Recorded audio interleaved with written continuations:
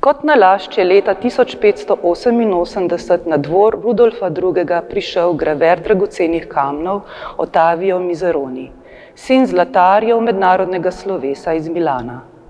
Po zgledu drugih evropskih vladarjev je tudi Rudolf II. Odprl delavnico za obdelavo dragocenih kamnov v mlinu v Bubenču.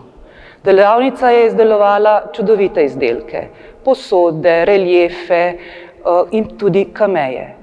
Kameje so drobni predmeti in gre za podobe urezane v kamen.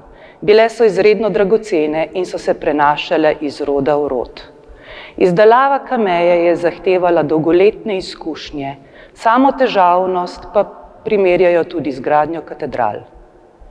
Na tej kameji je upodobljena na eni strani Marija v profilu, na drugi strani pa Kristus. Narejena sta iz kamna lapis lazulija, kar pa ni naključje. Namreč kamnom so pripisovali tudi zdravilne in zaščitniške moči. In prav določen motiv, urezan v prav določen kamen, je te moči tudi povečal. Lapis lazuli je ščitil pred boleznimi duha in telesa. Sočasno je na dvoru Rudolfa II. Prebival flamski humanist, mineralog, zdravnik in naravoslovec Anselmus de Bot.